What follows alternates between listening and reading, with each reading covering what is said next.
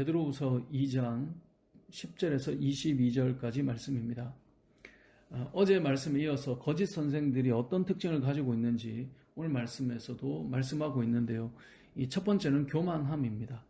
10절에 보면 이들은 당돌하고 자긍하며 떨지 않고 영광 있는 자들을 비방한다라고 되어 있어요. 그러니까 당돌해요. 근데 떨지도 않아요. 그리고 영광 있는 자들을 비방해요. 11절에 보면 더 큰 힘과 능력을 가진 천사들도 주 앞에서 그들을 거슬러 비방하는 고발을 하지 않는데 이들은 그렇다는 거예요. 이단들은, 거짓 선생들은 교만해요. 그들은 하늘 꼭대기에 가 있는 사람들이에요. 모든 것을 꿰고 모든 것을 알고 흠이 없는 자처럼 이야기를 해요. 완벽한 것처럼 말해요. 그러다 보니 심지어 이단들이 그들이 예수가 되고 그들이 성령이 되고 이제 이런 식으로 나간다는 거죠. 왜 그래요? 교만해서 그런 것입니다. 두 번째, 이들은 그러면서도 세상의 쾌락을 즐겨요. 오늘 이 말씀 13절에 보면 낮에 즐기고 노는 것을 기쁘게 여기는 자들이니 점과 흠이라. 그러니까 거룩한 이야기들을 하지만 어제도 우리가 보았던 것처럼 이들은 음란하고 세상의 것을 향해 나가는 탐심이 가득한 자예요. 그러다 보니 가려놓은 채 오늘 말씀처럼 세상의 쾌락을 즐기며 살아가요. 뿐만 아니라 세 번째, 이들은 자기들만 그렇게 즐길 뿐만 아니라 교회 공동체를 허무는 일을 해요. 어떻게 허무는 일을 할까요?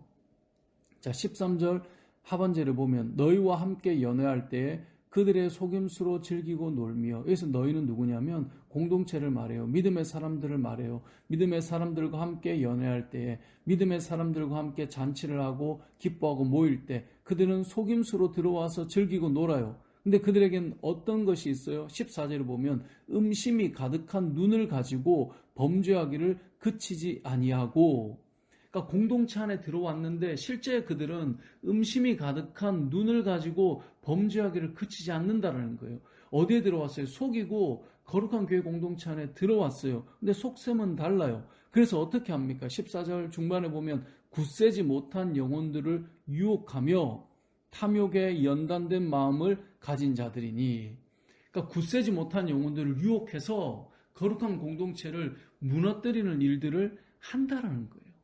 여러분, 이것은 초대교회 이야기지만 이것은 초대교회에 국한된 이야기가 아니에요. 핍박이 외부로부터 엄청나고 믿음을 지키기 위해 정말 순수하게 살아가는 그 공동체 안에 또 하나의 문제는 내부로 들어오는 이단들이에요. 믿음의 성도들은 순수하고 그런 것들을 받아들이고 있기 때문에, 사람들을 받아들이고 있기 때문에 이러한 거짓된 자들이 들어와서 허물 때 무너지는 일들이 일어나더라는 거예요. 그러니까 이들이 첫 번째는 교만해요. 모든 것을 다 아는 것처럼 그 말들이 아주 대단해요. 그러면서도 두 번째는 세상 쾌락을 다 즐겨요. 그러면서 세 번째는 교회 안에서도 들어와 그 세상의 쾌락을 거룩한 공동체 안에서 삼을 기회를 찾고 있다라고 말하고 있는 것입니다. 그리고 이러한 모습은 구약시대에 나오는 발람 선지자와 너무나 닮아 있다는 거예요. 그래서 15절에 보면 그들이 바른 길을 떠나 미혹되어 부올의 아들 발람의 길을 따른다는 거죠. 이 땅을 살아가는 저와 여러분, 이 시대의 교회도 오늘 말씀을 우리는 기억해야 합니다. 교회는 거룩한 공동체가 돼야 됩니다. 또 그렇기 위해서 우리가 다른 이들을 이렇게 배척하는 것이 아니라 품으면서도 거룩한 공동체가 돼야 되거든요. 이제 그러다 보니 우리 안에 문제들이 나타날 수 있다는 거예요. 이 부분을 반드시 기억해야 돼요. 특별히 이러한 이단과 거짓 선생들의 특징이 무엇입니까? 17절에 보면 이 사람들은 물 없는 샘이에요. 그러니까 샘은 목마를 때 목마름을 해결해 줘야 되잖아요. 그래서 샘이 보이는데 가보면 물은 없어요. 그냥 보여지는 그 샘만 있을 뿐이에요. 그 다음 뭐예요? 광풍에 밀려가는 안개와 같다고 그래요. 안개는 아침이 되면 가득하여서 마치 가득한 그 모습이 계속될 것 같지만 시간이 좀 지나가면 안개는 다 사라져요. 이 안개는 또 이 원어로 보자면 구름과도 같이 해석될 수 있는데 바람에 쫙 밀려가는 구름과 같아요. 사라져 버리는 거예요.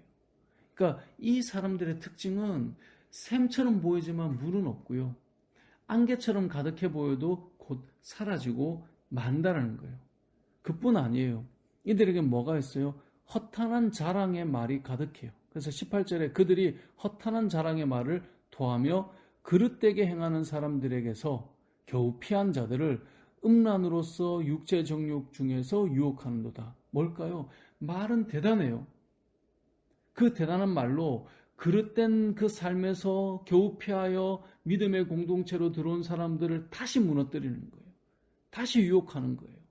그래서 그들이 유혹할 때 뭘 말하냐면 19절에 보면 그들에게 뭐를 준다고요? 자유를 준다고 말해요. 그러니까 자유라는 거죠. 항상 이들이 주는 이 위험은 뭐냐면 율법주의를 비난하며 자유를 준다고 하는데 그 자유가 사실은 경건의 삶을 무너뜨리는 것이 나타날 수 있다는 것입니다. 우리도 마찬가지입니다. 우리가 말하는 이 자유함은 우리의 경건을 무너뜨리는 게 아니에요. 율법주의에 대해서 비난하는 것 같고 막 대단하게 이야기하는 것 같지만 결국은 경건의 삶을 무너뜨리며 방종의 자리로 인도해 가는 것, 이단과 거짓 선생들과 같은 모습인 거예요. 그래서 어떻게 하라는 거예요? 이들에게 미혹당하지 말라는 거예요. 그래서 22절에 속담이 뭐냐면 개가 그 토하였던 것에 돌아가고 돼지가 씻었다가 더러운 구덩이에 도로 누웠다 하는 말이 그들에게 응하였도다. 이건 뭐예요? 더러움에서 나와서 씻음 받고 깨끗해졌는데 다시 더럽혀질 일이 일어나는 것처럼 그렇게 될 수 있으니 주의하고 조심해라. 이 말을 하는 것입니다. 사랑하는 성도 여러분, 믿음의 삶을 살아갈 때 우리는 거짓 선생과 이단이 가지고 있는 이런 모습들을 주의하고 조심해야 됩니다. 이것은 우리가 어떤 거짓 선생이나 이단의 교회 안으로 들어와서 우리가 조심해야 될 부분이기도 하고요. 또 이들이 가지고 있는 특징을 우리가 기억하며 조심해야 되기도 한다라는 것입니다. 어떤 특징이 있다고요? 교만하다고요. 그러면서 세상 쾌락을 즐긴다고요. 그리고 교회 안에서도 세상 쾌락을 만들어내며 기회를 삼는 모습이 있다고요. 그러면서도 허탄한 말들로 자유를 줄 것처럼 말하며 경건의 삶을 무너뜨린다고요. 이런 것에 미혹당하지 않고 우리가 걸어야 될 주님 오시는 날까지 믿음의 삶을 살고 하나님이 주시는 그 거룩한 삶을 따라 온전히 살아가는 저와 여러분 되시길 주님의 이름으로 축복합니다. 아멘.